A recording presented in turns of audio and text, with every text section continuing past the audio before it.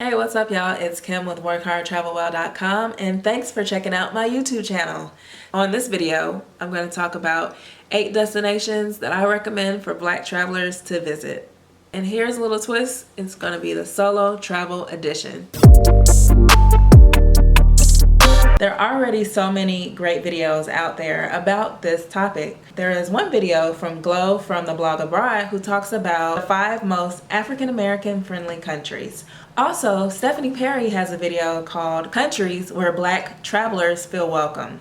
I wanted to add my perspective about countries and destinations where I felt safe as traveling alone, traveling solo, what it's like to travel solo as a Black woman. So why travel solo? Why do people travel alone? I get a lot of different mixed opinions when I talk about traveling solo. Some people think that is weird, and some people haven't had a chance to do it yet and are kind of on the fence about it. And you have some like me who love it. I love to travel solo, and I got to a place where I was tired of waiting on other people. And now that we're in COVID, can you imagine what would have happened if I would have waited on other people? Last year, I had a chance to visit so many great destinations, and a majority of them were by myself and out of the country. Housekeeping. I will start off by saying that these are recommendations from either my experiences or things that I've heard from other travelers. And so when we talk about best places for solo travel and safety, it's all about how you handle yourself and what things you do to make sure that you are safe in those environments. Let's go ahead and get into the best countries and destinations for Black travelers, especially if you're looking to travel solo. Number 1, Thailand. Thailand is probably on everyone's list on best places for Black travelers because the people there are so friendly. When I visited, I actually flew out there solo, but met some friends there. While we were there, everyone was very friendly. A little too friendly at times, you know, if you've not experienced going to a country in Asia, most of the times you're followed around with locals trying to take photos of you and stuff like that. And in Thailand, it was just the culture, just everyone there was very welcoming to Black travelers. Our tour guide, we used her for one tour, but she helped us out throughout the trip and connecting us with other tour guide. So I would definitely recommend Thailand, either Bangkok, or you could go to also Phuket. Either of those places are very welcoming to Black travelers, and it's very safe to travel alone, especially if you're traveling alone as a Black woman. Now, I'm going to slide this destination in that a lot of people probably think of this next destination as being unsafe, but I did travel to this destination, and that is number 2, Cartagena, Colombia. I visited Cartagena while traveling solo, and one of the things that I liked is it's very close to the US. I was able to take a very inexpensive flight using JetBlue. Not sure I'd use them again, but anyway, I took a very last minute trip, and it was still not as expensive as it should have been for last minute. I went over there for kind of a pre-birthday celebration, and no one could get the time off, so you know what? I made the trip. And people there were very friendly. I stayed within the old walled city, and everyone there was very friendly. I don't speak a lot of Spanish. I speak a little, un poca. And hey y'all, it's Kim with WorkHardTravelWell.com, and I'm giving you a quick look at the beautiful city. The hotel staff arranged for me to have a driver whenever I needed to take a taxi. They communicated with the taxi driver, so I felt very safe. I was able to walk around. This looks like kind of the beginning of a scary movie. Like, should I go in there? Should I run away? What y'all think? I think I'm gonna peek my head in and see what's going on.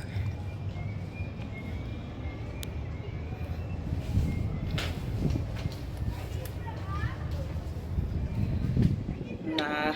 And went on tours with 2 people in Cartagena. One is the real Cartagena, which is a tour company there, and also Freddie Paz is a tour guide there, and both of those companies made me feel very safe, and the locals made me feel safe. You always have to be cautious when we talk about safety. There was just small instances when I was in Cartagena. Being at one of the street carts outside, I remember asking if they had chicken, and This guy said, oh no, they don't have it right now, you know, tomorrow or something, whatever he said.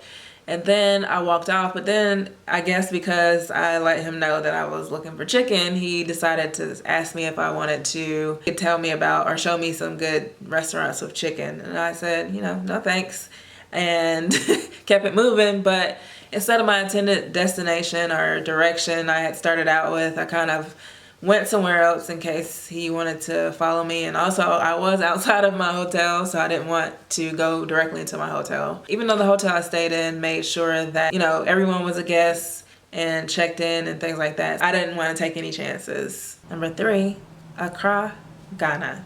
Everyone flocked to Ghana because of the year of return. And that's where African Americans went to Ghana to learn about Ghana, to just travel back to Ghana and to the roots. It is noted one of the best destinations for Black travelers, as well as it is noted for being safe for solo travelers and Black women who travel alone. Number 4, Iceland, Reykjavik. And although you will not see a lot of Black locals in Iceland, a lot of people ask me about that, so I wanted to get that out of the way. But it is noted as one of the safest countries according to the Global Peace Index. So if you're looking for a place to travel solo and that is somewhat friendly to Black travelers, I visited Reykjavik, Iceland.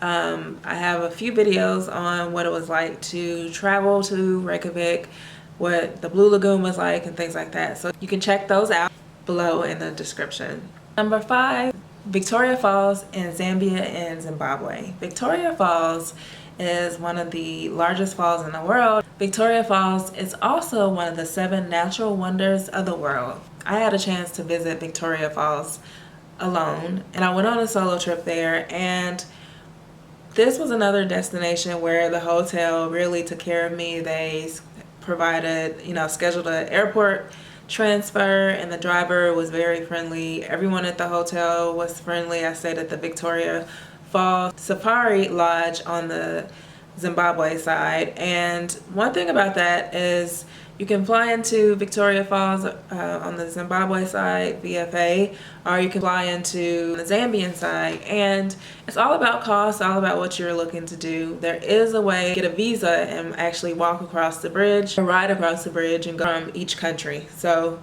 that's gonna come later. Let me know if you're interested in that in the comments below.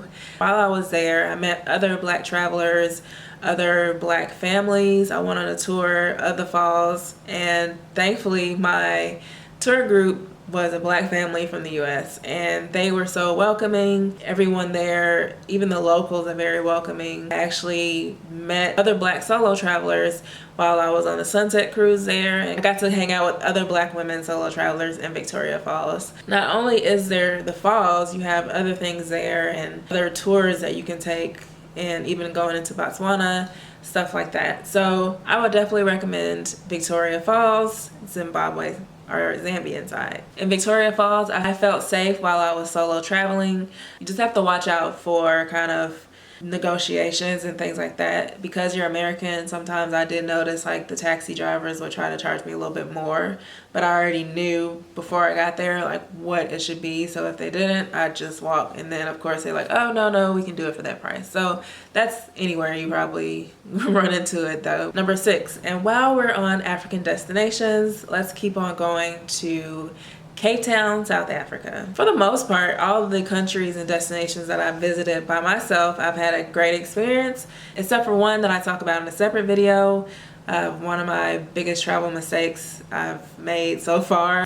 Cape Town, people there were very friendly.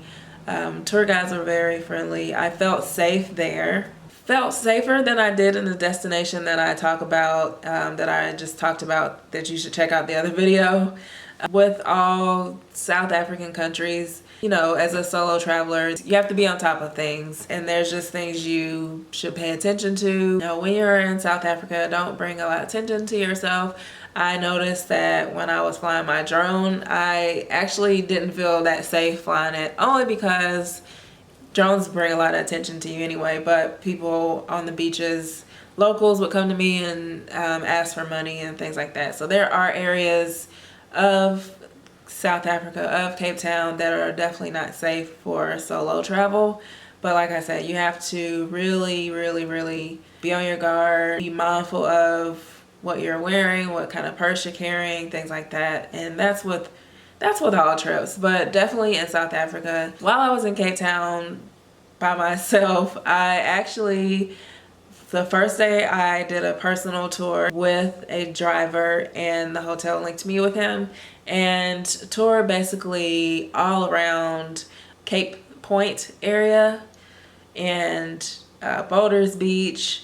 I went to Table Mountain. I just made up my own itinerary and gave it to the driver and the hotel, and just like, hey, what, you know, how much of this can we fit in? So it was like an 8-hour tour. That was my first day. I didn't really feel safe at night going out, just because in the Hilton hotel, they basically said, you know, don't go out around here. I was already kind of shaken up from what happened earlier in the trip, and so I didn't venture to that. Other days I went on a wine tour. I actually was like the fifth wheel on a wine tour. And I did go out to dinner one night where there was a local band playing.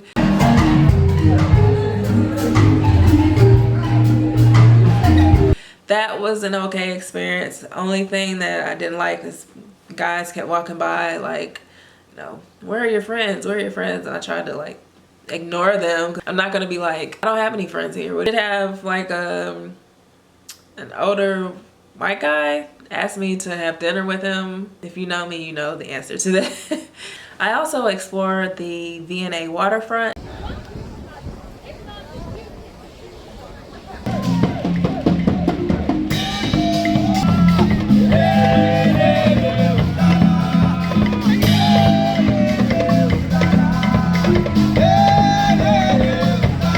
As well as Biscuit Mill, which they open up for like entertainment. There's shopping there regularly, but on Saturdays they have, basically it's like a market for food, souvenirs, live entertainment, drinks, everything. It was a really neat experience. So definitely would recommend Cape Town. So this next destination is somewhere that I felt safe traveling alone, but it may not be everyone's cup of tea for a solo trip. As a Black traveler, I felt safe and welcome. It is number 7, Turks and Caicos, Provo. I visited there solo, and the reason why I say it might not be a good idea for everyone for a solo trip is because the cost of visiting Turks and Caicos is expensive.